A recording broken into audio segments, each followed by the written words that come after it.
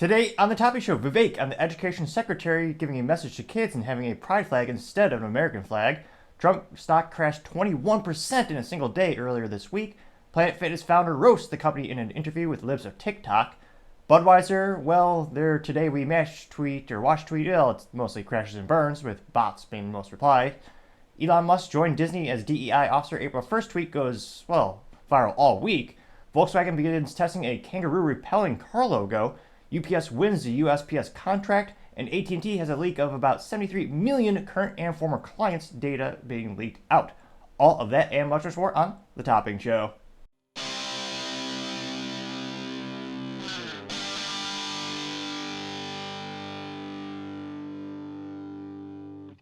Thank you everyone for taking the time to tune in today. Today's episode of The Topping Show is proudly sponsored by Topping Technologies. Topping Technologies is an IT value-added reseller and services company with a special proficiency in IT security. Heck, I see their founder at least twice a day. Gotta say he's quite handsome and brilliant. He's me, you see, that's the joke. If you're an IT leader or a business owner, reach the team at sales@toppingtechnologies.com. Also trying to get to 4,000 subscribers by the end of the month, so if you could click that button, I would greatly appreciate it. Now going over to the business part of the podcast, you have Volkswagen beginning testing their Kangaroo repelling logo on their cars, which a lot of people thought was an April 1st joke. Now, the logo actually looks like her little emblem on the front of the car, hood ornament. It actually looks like a little speaker. This comes to us thanks to whichcar.com.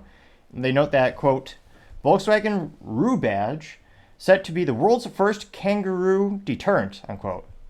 Which, I mean, it is kind of hilarious to think, after all these years, all those roos, no one's thought of the thing, because in America, we just have those little cute little mini horns about the size of a carrot you just throw on your truck, and with the wind it makes a little noise so the deers don't smash into your truck. I'm surprised it's taken that long to have some type of comparable solution over in Australia. Now, they note that the German car maker has reached the next stage of development in its scientifically proven deterrent designed to reduce collisions of the world famous marsupial, which I'm gonna say they are quite delicious as well. I'm not gonna lie. That was a couple years ago. What was that? I think it was in high school. Got to go to Australia for World Youth Day back in the day, and spoiler alert, they have kangaroos at most of the restaurants, and they taste pretty darn good. A little bit more gamey than chicken. Might have to go back there one of these days. Now, they say that this is not an April Fool's joke. They specify that multiple times, and how it's going to be scientifically proven to reduce it.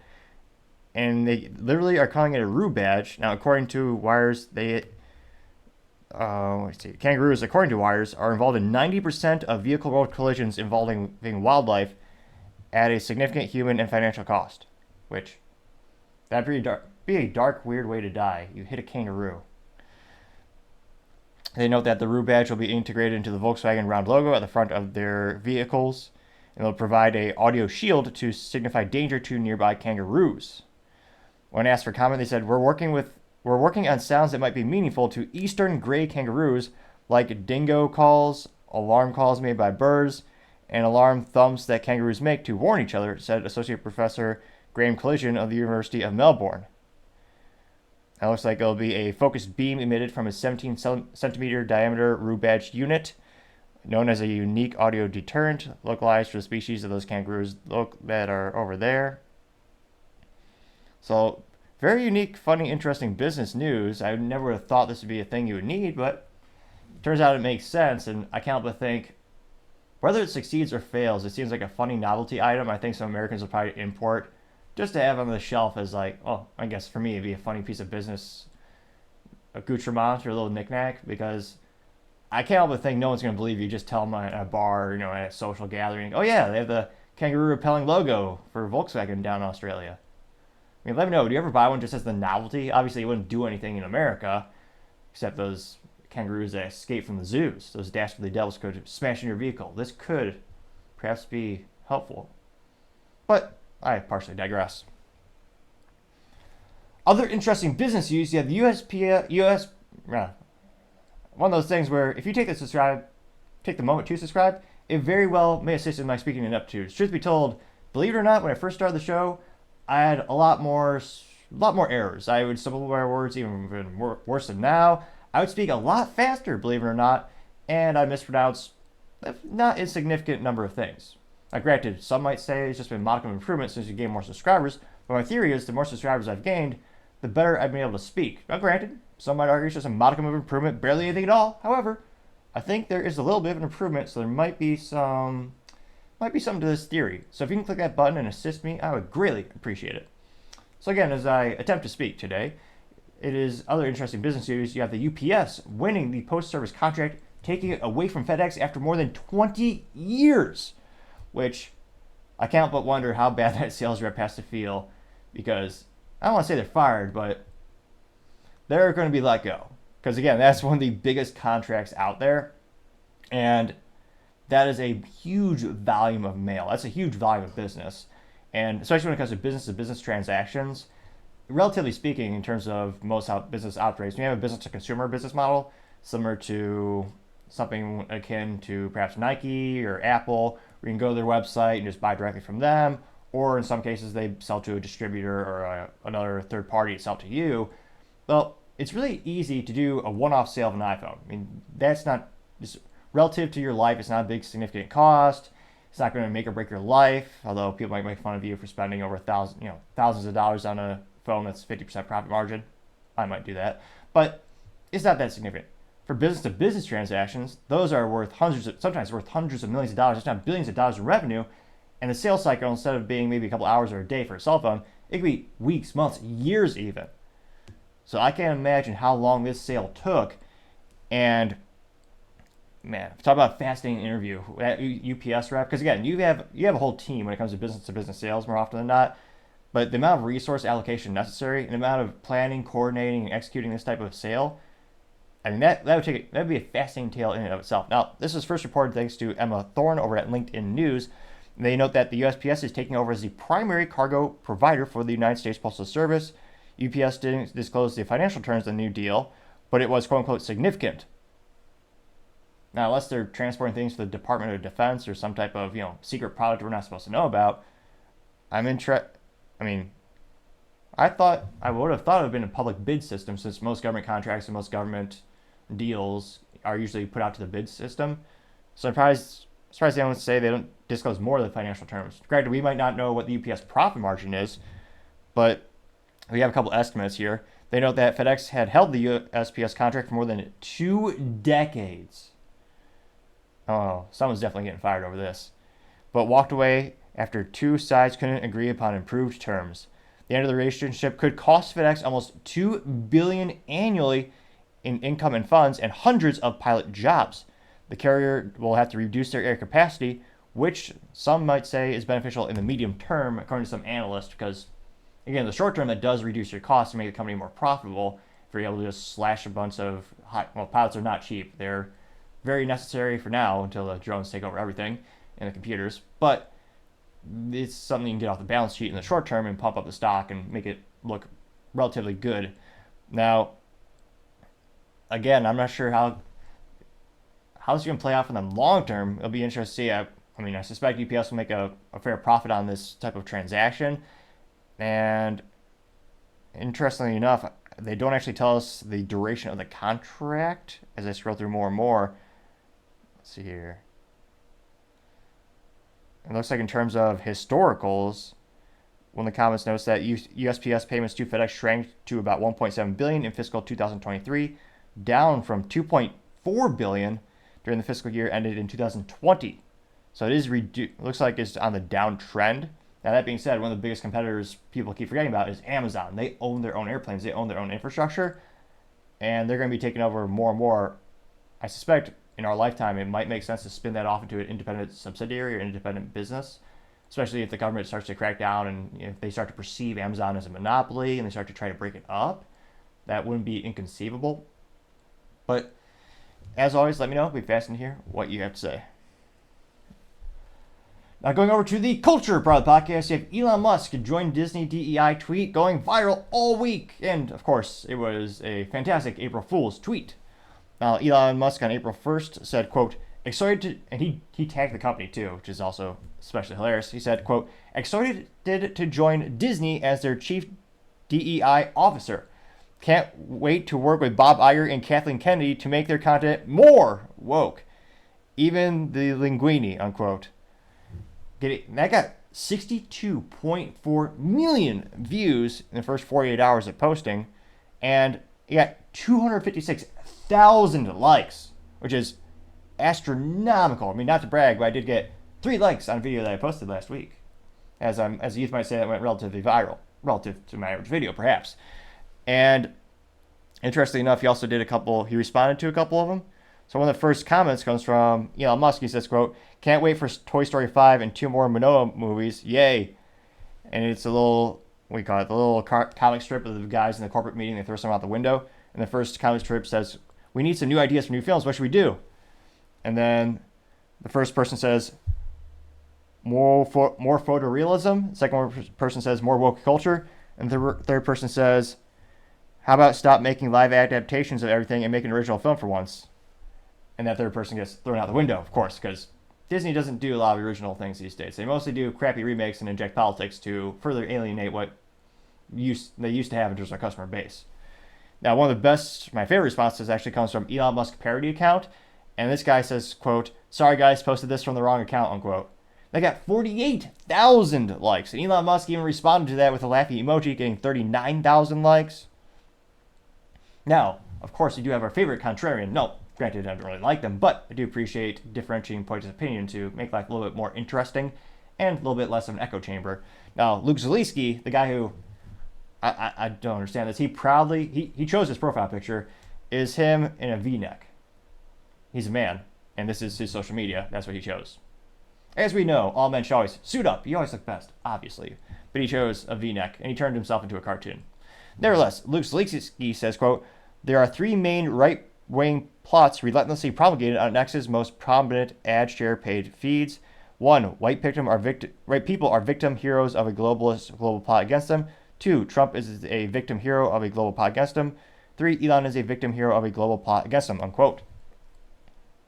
And that got 579 likes. So people did agree with him. However, I wonder if he was ratioed. As we click on his specific reply, we see one of the top ones that responded to him was Jay Novi saying, quote, "But white men are the victims of a global plot. Victim is a victim hero of a DNC plot against him. Elon is a victim of a plot against him by Queer Nation. So it's mostly true.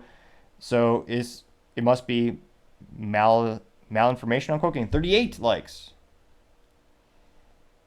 Now, we do have Bobby Jean saying, quote, "I have no respect for anyone playing the victim, especially billionaires playing the victim card. It's pathetic," unquote, getting 8 likes. So, and then the rest of the comments were roasting him, getting between 0 and 1 like. So they weren't all roasting Mr. Luke Zaleski, but mostly. You also have Libs of TikTok getting 708 likes with a couple laughy emojis.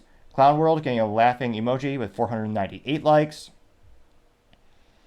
We also have Natalie Danielsman saying, "Do it," and it's a picture compilation of the Disney remakes. It has the original cartoon of Tinkerbell, and the live action remake is, spoiler, African American woman.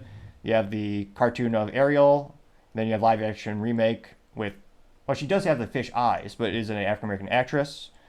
And then you have Tarzan? And to the right it says, "Go ahead, Disney, I dare you to make a movie about a black man living in the jungle and raised by apes," unquote. And I got 784 likes, which that probably is the only movie they won't do a live adaptation, which is saying something, because pretty much everything with a modicum of relevancy, like every intellectual property Disney has, it seems like they're trying to push towards just making a live action.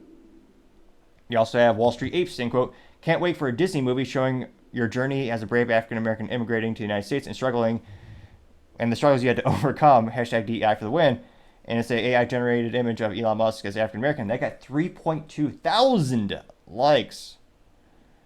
Someone else did the same picture and says, from Adam Lewski saying, quote, "World's most famous, successful African American," and says Elon Musk presented by Netflix, getting 8.1 thousand likes. Ian Miles Chung said, quote, "They finally hired an African American," unquote, getting 10,000 likes. Scrolling down, you have the Persistence saying, quote, "Someone posted that they aren't registered to vote, and I didn't swoop in like a bat. That's how seriously I'm taking April Fool's Day." That did get 3.9 thousand likes. You have the Chelsea Forum saying, quote, "Thank you," and there's a quote from Elon saying, quote, "$44 billion was not the cost of Twitter, it was the cost of restoring free speech," and quoting 5.2 thousand likes. You have Emergent Perspective saying, "First priority," and it's a picture of the South Park episode with Eric Cartman playing Kathleen Kennedy and says put a chick in it and make it lame and gay. Getting 1.1 thousand likes. So and this went on for a couple days this week. And again, you had a couple contrarian statements, but overwhelming just positive support for Elon. And it'll be interesting to see as you see the cultural pendulum swinging back and forth. Does DEI become more popular in 2024? Does it become less popular in 2024? I mean, personally, I think it'll probably end up in the courtrooms like most things do. And you'll probably have someone say, hey, you can't legally, you're not supposed to treat people differently based on their race. So, I mean, I can't help but think a couple lawsuits would probably put that practice to an end, similar to the college admissions scandal that we had in our lifetime. But let me know. It'd be fascinating to hear what you have to say.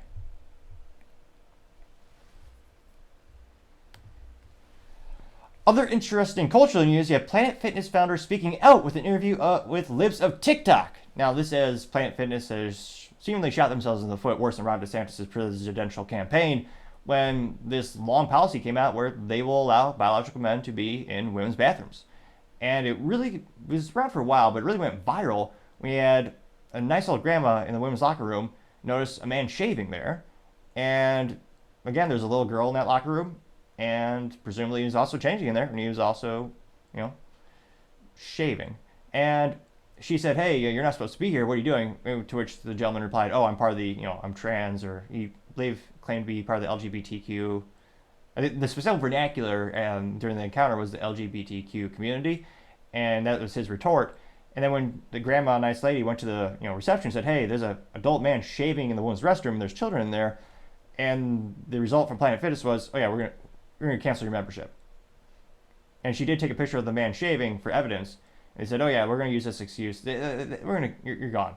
Which is saying something because on average, fitness companies, it's a very cutthroat industry. You make a majority of your profits in January. And it's almost a cliche, like you can't cancel your membership. It's so usually prohibitively hard, which has been that way for decades. It's been a parody on most all pop culture. I think even Friends had a parody of that in the 90s. Now, it looks like again, he's stepped down from the company, but he's the former CEO and founder, Mike Grandal. And this comes from Libs of TikTok. And as youth might say, it went viral, to say the least, getting 1.8 million views. And it's 12 minutes long. I'll probably pay the first minute or two. But Libs of TikTok said, quote, breaking, I just spoke with former Planet Fitness CEO Mike Grandal about the recent trans bathroom controversy. He said, quote, it's in the culture. Corporate office is brain dead. Find another safe place to work out. From employing pedos to inflating numbers, Planet Fitness is a mess, unquote. And actually, now that I'm curious, let me look at the week trend for Planet Fitness stock. Because again, the stock actually popped back up. Like when this first broke out and went viral, it went down by about $400 million of market value. But by the end of the day, or the end of the week, it was, 2 or 3 weeks ago when that happened, stock fully recovered. And truth be told, the past 5 days, the stock's up 6.39%. So in terms of, like, if you look at the 1 month trend, the 1 month trend is up by 0.18%. Granted, that's basically breaking even, but it certainly seemed to pop back. Although insultingly enough, they still don't even pay dividends. You look at the dividend yield, it's nothing. And the 52-week low is $44. With the 52-week high, the stock being traded is $84.48 per share. Now, Dan, we'll go ahead and play the first minute or two of this interview here. Planet Fitness has been in the news a lot, and that is because they allow men in the women's locker rooms. They not just double down, triple down, they quadruple down, and even more. I can't even keep count where we're up to already, but they are defending this man with everything they have. And for their troubles, they wiped $400 million off of their value.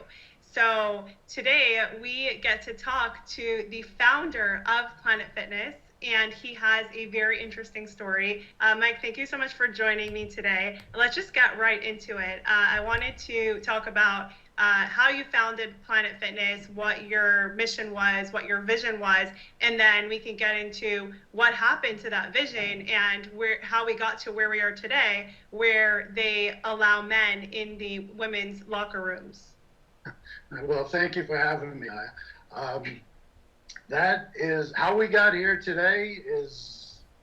It's unfathomable to me. I mean, back in August of '92, I started a chain that, became what it is today, which, I was very proud of up until recently. But originally, I had realized that there was a opportunity in the fitness industry to create a gym chain that would be primarily aimed at the beginner and the people who were intimidated by fitness centers and, people who couldn't afford the cost. And, back in 97, we came up with Planet Fitness, the judgment-free zone. We really made a extreme effort into making it a comfortable place to come to. And now you fast forward to what's happening today, and judgment-free zone means that if you're a man, you can use the women's locker room. Just insane. So you founded the judgment-free zone of Planet Fitness because people were intimidated to go to the gym. It was obviously very popular, and now 25 years later, judgment-free means something totally different. So talk about what you were seeing the last 2 weeks with my reporting and other news sites about Planet Fitness's inclusive judgment-free zone, what that has become, and like as a founder, like what's your reaction to that? Well, it's devastating to me. I mean, Planet Fitness was like another child for me, and I put my heart and soul into building that company, and it's been pretty much destroyed, and it's lost all respect within the country within the last couple of weeks. And it really, there's no common sense standing behind this. And as you said, they've quadrupled down to make him feel comfortable. It's not funny at all. It's actually an extremely dangerous situation. And to be honest, I have a daughter, and had I been in the facility and heard what was going on, I'd want to go in there and freaking take the guy by the neck and throw him out in the parking lot. And that's the way that things would have been done a while back. But now, we're controlling the whole gym atmosphere based on less than 1% of the population. This tiny fringe minority has such a big say in everything. And as a founder, I mean, like you said, it must be devastating to watch this happen to the company that you spent decades building. I sold the company November 8th, 2012. I discovered that the lead counsel for Planet Fitness was a self-admitted pedophile. He was a North Carolina assemblyman, and he was forced to resign there. Somehow, through ropes and gray, he becomes an attorney. He gets inserted to Planet Fitness. He starts messing with me.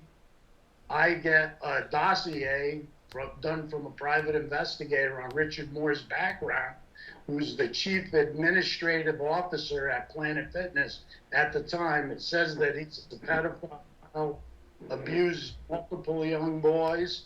I bring it to the private equity company that just bought us, and they basically showed me the door. So Planet Fitness had an attorney who is a self-admitted pedophile, and when you exposed that, you were kicked out of your own company? Correct. Shows you the emphasis and the priorities of that private equity company, and it's obviously mentally more vacuous, to say the least, that they would employ someone like that. Though I guess we shouldn't be too surprised. Now going to the comments, Libs of TikTok also highlighted the fact that Mike changed his bio on X Twitter to now his profile says, quote, ex-Planet CEO before the pedos took it over, unquote. And he is skyrocketed to, I think he's got up to 3,000 subs or followers now. 3,706 followers. And it looks like he's becoming much more politically active. Now going to the comment section, scrolling down, one of the first ones comes from Paul Zazupa saying, quote, nice interview, Chaya. You're getting better content than all the mainstream media. I'm glad to see at least the former CEO of Planet Fitness is sane and recognizes that men using women's bathrooms is wrong. People need to find another gym and let Planet Fitness go bankrupt. I'm getting 380 likes. Now, that being the issue, where do you go? Because pretty much every major gym has adopted this policy. Now, granted, given it's a free market, I think it'd be a good business opportunity. Definitely not giving financial advice, but if I had unlimited capital, I would certainly think it'd be a good time to start a gym and have that be your differentiator from the competition. Say, hey, we're going to have a safe space where men use men's bathrooms and women use women's bathrooms. I mean, think about one major gym that has a policy. I mean, Planet Fitness does not. LA Fitness does not. The YMCA does not. Which, again, that was a young man's... Yeah, that even more ridiculous. They pretty much all have that same policy. So if you were to have a gym with exceptional equipment, make good atmosphere, and you had that unique policy, that'd be a huge value add. I think a lot of ladies especially would consider that, and they would actually appreciate it. Now, other comments comes from Libercat Media TM saying, quote, no chain is safe for women. Work out at home with a friend or support local. Stop giving your hard-earned money to businesses that don't care about your safety, unquote. And they have the picture of the placard from LA Fitness that says transgender individuals may use the locker room associated with the gender with which they identify, getting 154 likes. Sarah Smith says, quote, it's not okay. It's a picture of the trans... I don't think he said he was trans, or what. The gentleman who was in the ladies' locker room dressing in short shorts, stockings, I think they called it tube top, and then wearing flip-flops with, what do you call it, the flip-flops that have two, like, straps. I'm actually surprised, given the lack of any fashion apparel. I'm surprised they're not wearing socks with those sandals, too. Now, that got 224 likes. You have Red Wave Press saying, quote, I give a lot of credit to Mike for speaking out and standing up for what's right. Boycott Planet Fitness, unquote, getting 362 likes. Samson said, quote, literally went to my local Planet Fitness and canceled my membership a few hours ago. I was indeed find another place for my family to work out. Getting 209 likes. Julia says, quote, they should probably change their name to Planet Failure, go broke, unquote, getting 75 likes. Again, that being said, the stock market is still treating them pretty darn good. Planet Memes appropriately responded with a meme this time. Usually it's a 50, I don't know, it's probably like more of an 80% chance that they don't reply memes, just text, but nevertheless, the Planet Memes says, quote, it sounds as if they are highly infected with the woke mind virus, and the Planet Fitness logo was flipped upside down, so it's Planet Wokeness with the thumb pointing down, getting 71 likes. Kilumani says, quote, every perv in the U.S. probably has a Planet Fitness membership by now, unquote, getting 27 likes, which, yeah. Let's see here. I mean, there's unprecedented support for Libs of TikTok and the former founder of Planet Fitness. And again, maybe he'll start a new gym. I mean, he's staying pretty busy. He's also actually posting on his ex-Twitter account memes kind of highlighting the bizarreness and the situation when it comes to this type of controversy. So it'll be interesting. Would you ever go to a Planet Fitness gym again? Are you done with them forever? Do you have any competition in your local town? Or is it the only option? And then if it's the only option, would you be willing to just quit and work out at home and buy some maybe used equipment off the Facebook Marketplace or something like that? As always, be fascinating to hear what you have to say. Other interesting cultural news you have, well, Budweiser Today, we watch baseball, but no one really watched their tweet. Well, barely people did. So this comes thanks to their ex-Twitter profile account, and within 48 hours, it got barely any traction at all. Now, they say, quote, today we watch baseball and drink beer. Who's with us? High five emoji. Or raising hand emoji. Can't quite tell. And they only got 19 comments. And they're mostly from mentally vacuous people. Or robots. Or both. It got 8,727 views. Which again, for what used to be a huge, respected brand, is basically nothing. It got 19 comments. And then it got 127 likes. And I looked at all the top comments. They're all just freebies. They're not real people. Well, if they are real people, they're not real prospective clients, it's actually going to boost their sales or reverse this cultural shift when it comes to the Bud Light business blunder of the century that's affected many of the brands that Anheuser-Busch InBev owns. I mean, the first comment comes from, and it's not even that inspiring. I mean, there's no picture. It says, "Today we watch baseball and drink beer." Which, again, I mean, depending on what stadium you're at, they do have exclusivity contracts in some cases, so you might be forced to drink their beer. Like if it's the only one you can get in the stadium, heaven forbid. Now, one of the first comments comes from Christine, and she says, "Just stock the fridge, cooking dinner now. Let's go." No one liked her. Well, I mean, no one liked her response. Interestingly enough, not even Budweiser. They did have a modicum of intelligence, not much, but they did respond to her saying, "It's going to be a good day," unquote, getting 2 likes. Now, granted, there's always a caveat. Maybe the team at Anheuser-Busch, maybe they're inebriated because they drink on the job, or they're just terrible at their job, or a little bit of both. But they didn't even like her comment. Someone, well, a robot probably, said something nice about your company, you couldn't even like it. It takes 1/1000th of a second to like a comment or like this video, now that I mention it. Very low barrier of effort. Now, going to her profile, Christine allegedly is a Boston Red Sox fan, joined in 2019, so it is a little bit of an older account.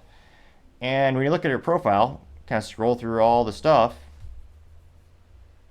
I mean, everything is just, what is this? Free. So she wants to win, I don't know what this is, pet food. She wants to win Overstock crap, well, Budweiser, free shorts, free potato salad. How little, what? Free, again, the free gift cards, the bull crap hashtag millions where you can win more gift cards allegedly. More Budweiser freebies, Doritos. What is this? Seemingly, what the heck is this? I mean, seemingly every category. Sriracha sauce for free. Win more Budweiser. Then she retweets for everything, or reposts every single Budweiser tweet, it seems. So again, I'm not sure if this is just a bot that's set up to repost for Budweiser, or maybe they're an employee who secretly works there, but they just want free stuff. This is going to increase their sales. Now you also have Angel D. Mendez, and again, these are all unverified accounts as well, which again, then you have to take it with an extra grain of salt. Angela D. simply said, they didn't say anything, just did 2 hand-raising emojis, signifying that they're ready to drink copious amounts of alcohol while watching a sports balls game.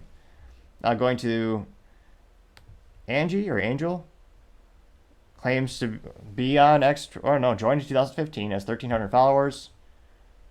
And they want free money. What is this? Raffle cards for, again, the same crap that the other girl wanted to win. Free pet food. Free avocados. Win gift cards for Lay's chips. Retweeting for Budweiser. Overstock.com. Bush beer raffle. Was it alcohol in a box raffle? Hashtag millions to get gift cards allegedly. More raffle items. It's almost the same exact crap that the other girl was wanting to win in terms of all the free stuff. Free Fish Friday? Which, no.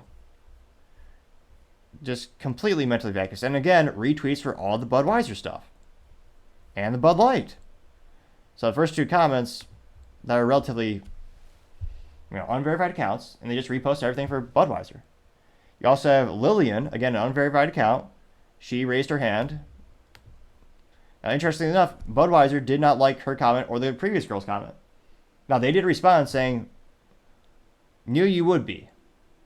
What are you saying, Budweiser? Are you insinuating that you know her and she's an alcoholic and that she would be ready for copious amounts of alcohol to watch a sports balls game?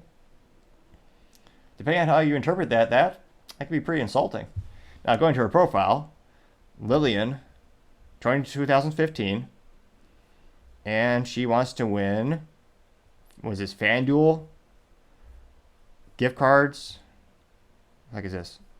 Cryptocurrency, gift cards, more crypto gift cards, crypto, more gift cards. And this person is retweeting with almost, yeah, $100 gift cards for, they'll do a $100 gift card every drawing for an hour, some crap like that. The frequency at which they're retweeting is astronomical. It has to be set up automatically to do it. So again, they just want every product category you could think of, from food to beverages to vehicles, this person is entering raffles for. So again, probably maybe a bot. Now, scrolling down, you have someone by the name of Sam Rec, who said, me. And Budweiser did respond. They didn't like his, and this person even did a GIF or a GIF, and no one liked him. Budweiser simply said, there you go. And I think this person liked the Budweiser response because that has one like. Sam Rec has 370 followers, joined in 2015. Interesting, we're seeing a trend here. And this person wants free flowers.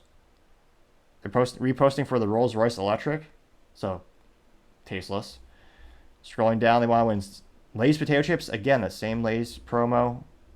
They want to win Microsoft stuff, Dell stuff. Let's see here.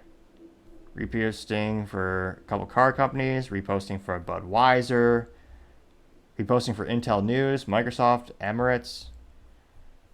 Wanting to win lots of gift cards. Again, mentally vacuous to say the least. We'll do one or two more. Miss Johnson, she says, I'm all in.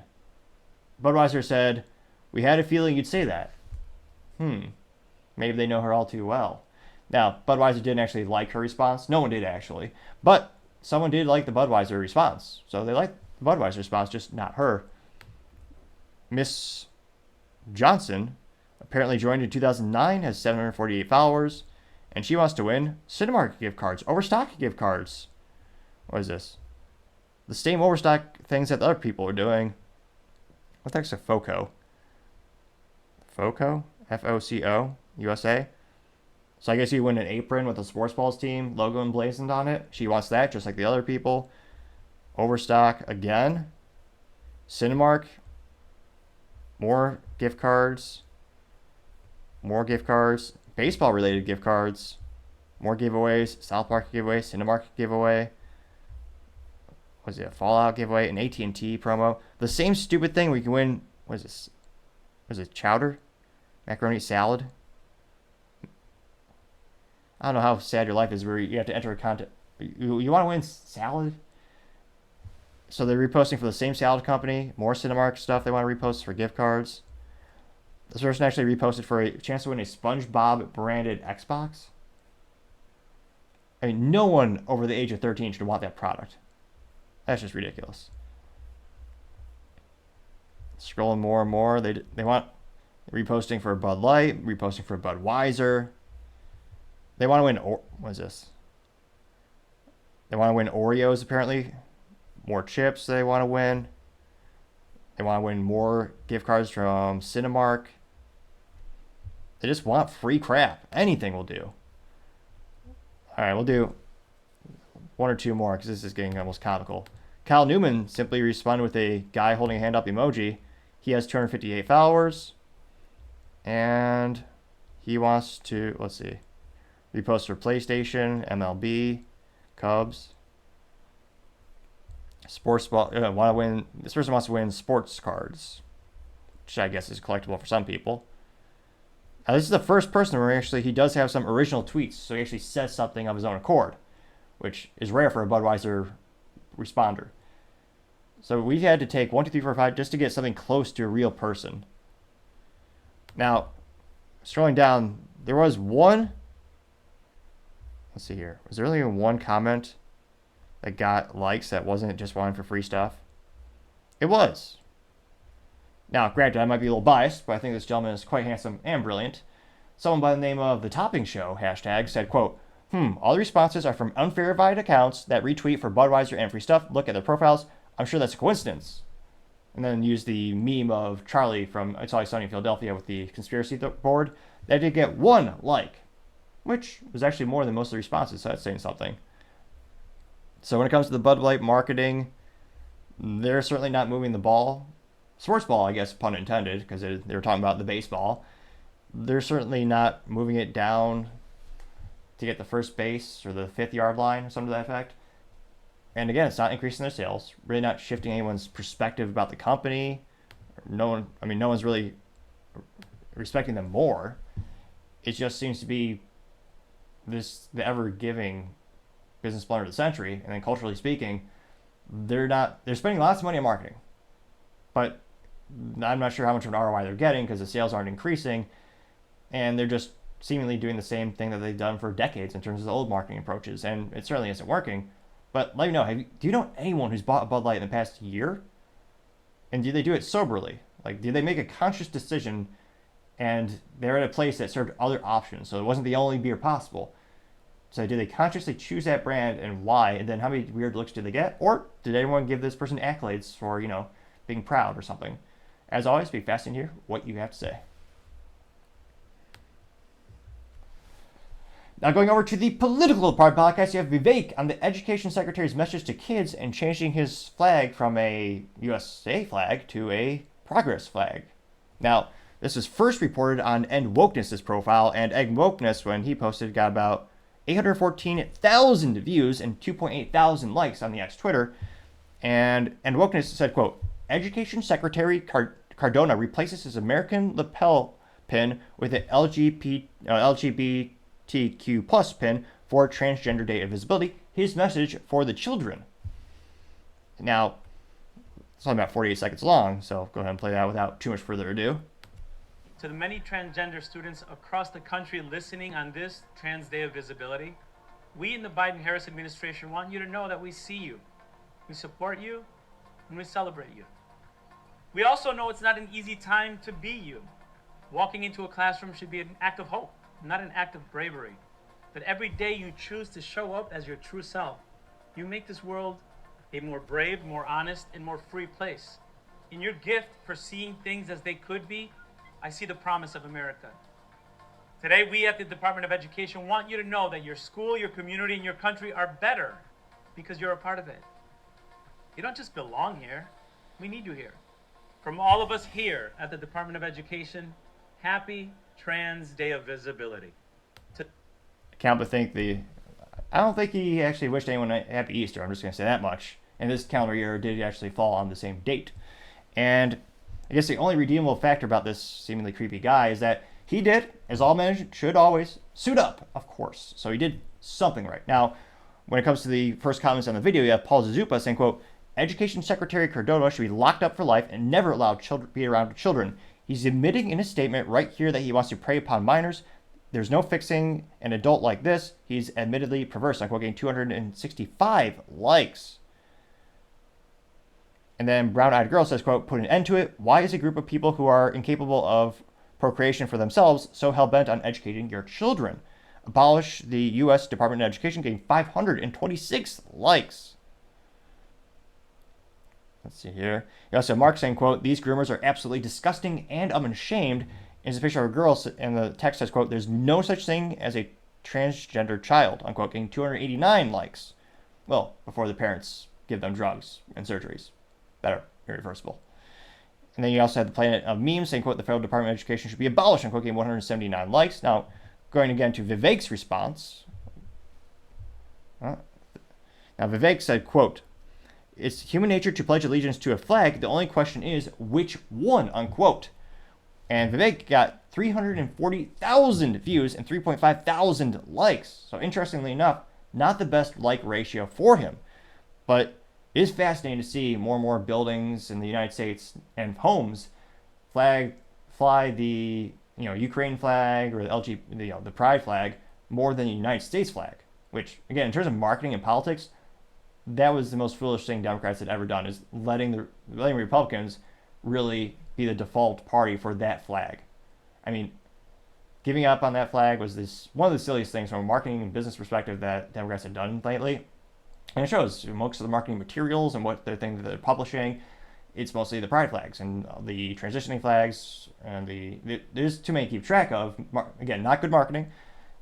But yeah, again, the United States flag unites everyone. That was the purpose of it. Just like the national anthem, which unfortunately is no longer the default is now being used in coordination with another, or even sometimes forgotten altogether. Now going down to the comments in the Vivek thread, you also have Paul Zupa saying, quote, Education Secretary Cordova pledges allegiance to the flag of division, unquote, getting 20 likes. Rich Mooney says, quote, there's no such thing as trans children. It's adults pulling the strings there, unquote, getting 4 likes. You have Liberty Pills memes saying, quote, the evolution of LGBT. In 1990, it said, we just want to be left alone. In 2012, it says, only bigots don't celebrate us. In 2023, it says, bow to me. And they are now holding police uniforms and beating the crap out of people. Getting 68 likes, which, yeah, very similar to the abortion political topic. I mean, Democrats famously in the 90s, I remember Clinton, it was all, their whole messaging, their whole vernacular and advertising was safe, legal, and rare. I mean, even back then, they said, you should be ashamed this is happening. It's not a good thing. You don't celebrate this. Now it's something they actually celebrate, which is quite concerning to say the least. Strolling down, you have Valentin Gomez says, quote, I was not born in America, but this is the greatest country on the earth. Today, I'm proud to call myself an American and run to become Missouri Secretary of State to make America great again with President Trump, unquote. Getting 54 likes, which I don't want to say marketing miss, but she probably, I don't know if she ran out of characters in terms of the text, but she should have at least added like 5 words correlating or reacting to Vivek's actual original statement, but I partially digress. You also have Red Wave Press saying, quote, bring back patriotism to the United States. If you hate America, then leave, unquote, getting 34 likes. See here. Allison Dyer says, quote, he is a walking, talking advertisement for homeschooling. And there's a tweet from Secretary Miguel Cordova saying, quote, teachers know what's best for their kids because they're with them every day. We must trust teachers, unquote. Now, granted, that was mentally vacuous, but he did get 1.3 million views, and that was from May 19th, 2023. And if you ever think you should trust public school teachers, ask yourself, why are ACT scores at 23-year low? Why is pretty much every student terrible with math, science, history? And then look at Libs of TikTok and the things that teachers are actually promulgating. Not all, but many of these teachers are just pushing sexual orientation onto kids, pushing identity onto kids, not teaching them anything useful. I mean, a lot of kids can name what a mitochondria is in the cell, but they can't tell you anything about taxes. Now, I mean, most schools, like, maybe it's thus the default to keep Americans low educated so they get screwed over by tax code and myriad of other things that, one would think a school would prepare you for. But I partially digress. You also have, scrolling down here, you have Liberty Media Pills again saying, quote, and it's this Seinfeld meme where, Kramer has his room overwhelmingly red because of the red neon light, and Jerry says, Kramer, what's going on in there? And then pans to Biden, well, same administration, holding the pride flag, the pride flag, the trans pride flag, the one that has the arrow. There's too many to keep track of. But then has the transition secretary of not defense, is it? And then you have Kramer saying, don't be a bigot, Jerry, getting 7 likes. Let's see here. Scrolling down more and more. AMAX says, quote, in certain schools throughout the U.S., it is the transgender flag, unquote. And yes, there are several schools where that flag is predominantly posted in the classrooms, but not the U.S. flag. They got 4 likes. Let's see here. Bad Habits says, quote, there's only one flag I pledge allegiance to, unquote, getting 1 like. Believer Mindset, quote, this is a disgrace to our country. Keep fighting for us, Vivek, unquote, getting 11 likes. Jamie, American flag, Canadian flag, says, quote, Canadian flag. He says, quote, flags are the maker of a conquest. We are being conquered, unquote, getting 8 likes. And yes, I think there's definitely some truth to that. So it'll be interesting to see. There has been an increase. The only one of the few upsides of the whole pandemic was a lot of parents started to see, oh dear God, what are they teaching my kid? And then what are they not teaching the kid? Thanks to them seeing the Zoom meetings. So there's a big increase in homeschooling. So hopefully with that and school choice, people will be less dependent on the Department of Education, which, again, the founding fathers had no desire for the government to be the default educator. It was originally set up to be for people who were in financial need. They couldn't afford private school. They couldn't afford to have one of the parents take time off to teach the kids. And now it's the default education for an overwhelming majority of Americans, which, I look at modern society. Has that really made our society better? Let me know. Are you a fan of the public school system? Would you ever homeschool your kids, or would you ever allow them to go to public school? As always, be fascinated to hear what you have to say. Other interesting political news, you have Trump stock went down 21% in a single day this week and recovered a little bit. Now, this was first reported thanks to Reuters and is actually Yurak Malik, who is one of the writers over there, or contributing authors. And they noted that shares of Donald Trump's social media company plunged 21% on Monday, wiping out the gains from this debut last week, after disclosing millions in losses and saying it would struggle to meet its financial liabilities going forward. Now, they note that Trump Media and Technology Corp., which is being traded as, is it DJT? Let me pull up their stock ticker right now, actually. DJT stock.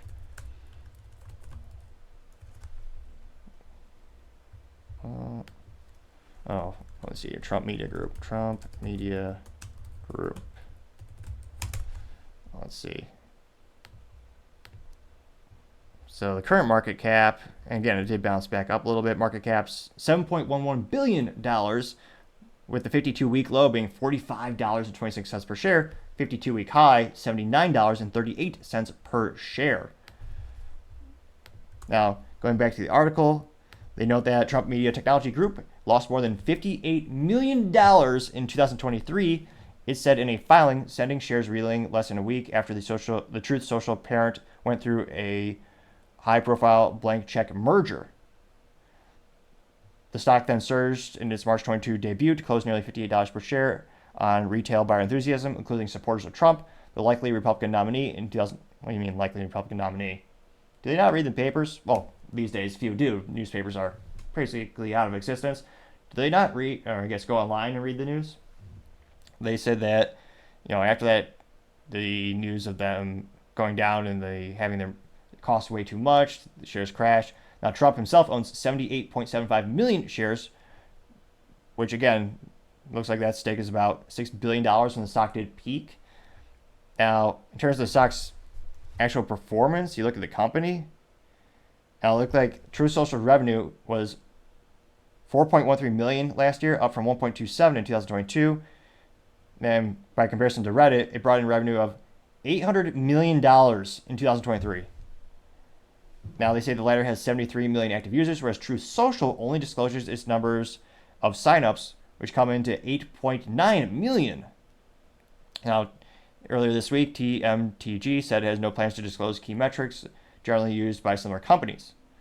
They know that as of December 31st, 2023, management had substantial doubt that TMTG will have sufficient funds to meet its liabilities as they fall due, including liabilities related to promissory notes previously issued by TMTG. They also know that Trump Media is embroiled in a legal battle with the co-founders Wesley Moss and Andrew Lintinsky.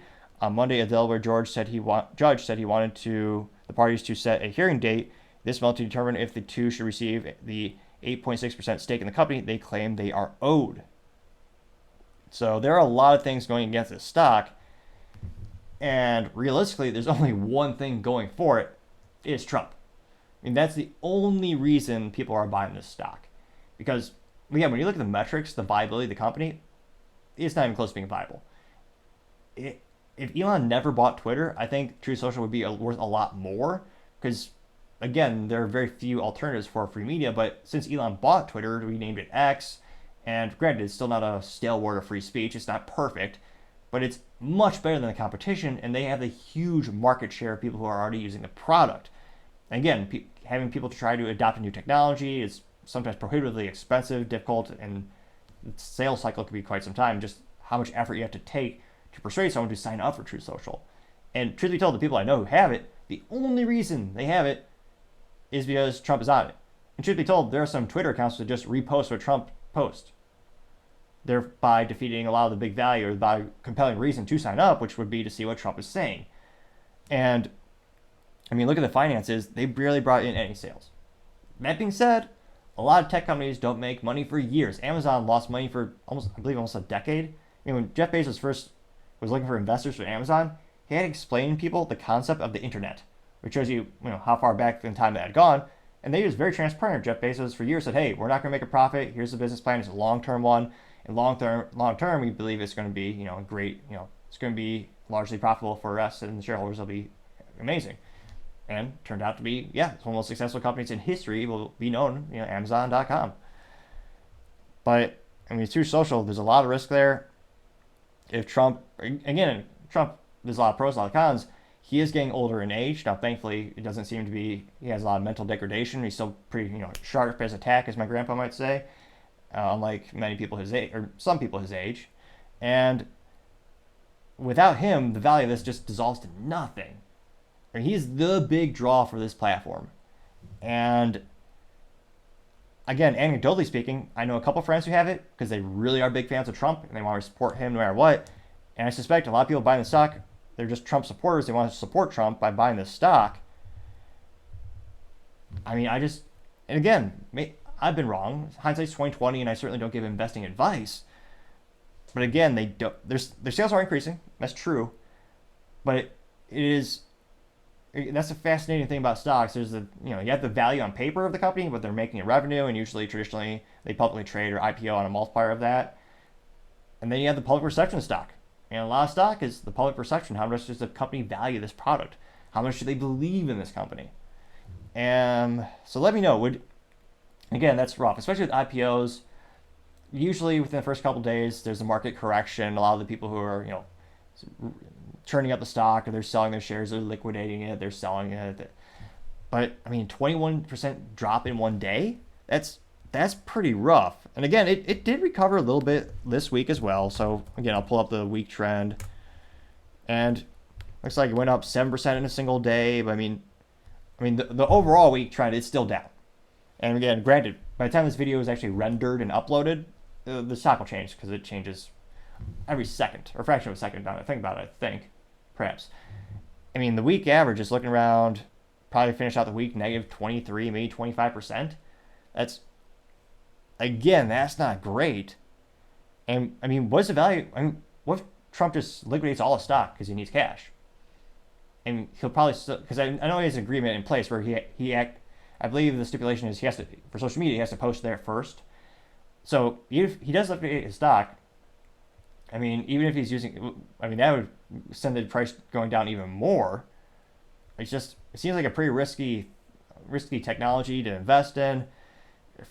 I mean, social media is a cutthroat thing. It's, again, so hard to get people to actually, adopt the new technology. I mean, anecdotally speaking, do you know anyone who currently uses True Social? Do you know anyone who's signing up because, it debuted on the stock market? Then do you know anyone who's investing? And are they investing because they love Trump, they want to support him? Or are they investing because they believe in the technology? They believe that this social media company could really be a long-term viable business that maybe even someday competes with some of the bigger players? As always, be fascinating to hear what you have to say. Now, going over to the business blunder of the day, you have AT&T having a major leak. Now, it looks like specifically this is coming out to us thanks to architectdata.com. They say, quote, AT&T acknowledges a data leak that hit 73 million current and former users. The data leak also hit 7.6 million current AT&T users and 65.4 million former subscribers. Now, AT&T said, quote, based on our preliminary analysis, the data appears to be set from 2019 or earlier, impacting approximately 7.6 million current AT&T account holders and approximately 65.4 former account holders, as according to the update on earlier this week. They note that looks like 49 million email addresses had been leaked. It looks like specifically 73,481,539 lines of data, also containing the 49 million unique email addresses. Another file with decrypted social security numbers had 43,789,217 lines, he wrote. Let's see here. Hunt who runs a website called Have I Been Pwned, database that lets you check to see if your email was in a data breach, says that 49 million email addresses in AT&T leak had been added to his database. So you can go there if you want to see if yours was specifically hit. And again, geez Louise, that's one of the worst things that could possibly happen.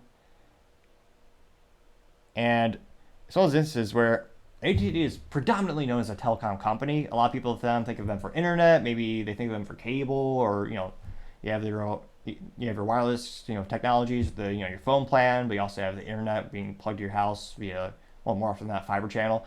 But they also have cybersecurity practices as well. They sell cybersecurity solutions to businesses.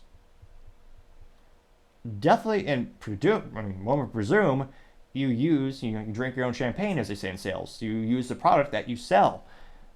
So this also doesn't bode good, not just because consumers are going to lose faith, but also businesses are going to see this and go, well, we're allowing you to do some of our cybersecurity practice for us. We're entrusting you to guard some of our data, and yet you just had one of the biggest leaks I read about this year. I mean, 73 million, and that includes some social security numbers. And again, when it comes to their stock, let's see how that affected it. Now, thankfully, in terms of the shareholders, AT&T is kind of part of a trifecta, so I don't suspect the telecom companies will increase or decrease dramatically one way or the other. I mean, you basically have AT&T, you have Verizon, then you have T-Mobile, who previously actually bought out Sprint, and T-Mobile also recently, relatively speaking, bought out Mint Mobile, with that scheduled to, I believe, be fully integrated by Q4 this calendar year, which Mint Mobile is really only known for Ryan Reynolds, which he's a smart man. He's going to make hundreds of millions of dollars out of that transaction because, he's the face of the company. He did all their own marketing. It's brilliant. And in terms of actually sales and, specifically the stock, interestingly enough, basically had no impact on the stock. So you look at the 5-day trend this week, the stock's actually up by 2.51%. So the news broke, and apparently shareholders really don't care. Now, granted, maybe this is going to be a long-term thing when people start to quit their phone companies. They'll start to migrate to using the competition like Verizon or T-Mobile or Cricket Wireless. Oh, no, wait. Cricket is also owned by AT&T. Fun fact of the day. Although, false advertising. I'm pretty sure the Crickets don't actually run the company. People do, but I partially digress. In the stock market, seems to no one really cares. I mean, that day breach happened earlier this week, and stock's doing just fine. Now, that being said, the 1-year trend is still down by 9.38%. The 5-year trend is still even worse, down by 28.2%. Now, granted, of course, the max stock is still good, being up 369%. But yeah, didn't seem to have much of a dent on their short-term stock value. But I think you could also argue it's going to have maybe a little bit of dent to the brand of the company, which could affect their sales long-term. It'd be fascinating to see what's the breakdown in terms of people who pay month to month on a payment plan for their AT&T products or services, or they're locked in for a 1-year agreement. But let me know, would this affect your decision to stay with AT&T, or if you're looking at the company, is this going to dissuade you to actually go, sign up for their services? As always, be fascinating to hear what you have to say. But AT&T having a 70+ million users in their data leak, that certainly is the business blunder of the day. Thank you, everyone, for taking the time to tune in. Again, we're trying to get to 4,000 subscribers by the end of the month, so if you could click that button, I would greatly appreciate it. Also, leave me a thumbs up, thumbs down, or comment. It's a great way to give me some additional feedback, letting me know how I can make the show better and better. Lastly, don't forget to take the time to tell your family, tell your friends, tell your coworkers, heck, tell your enemies, tell anyone and everyone. Just stay safe and fight the good fight.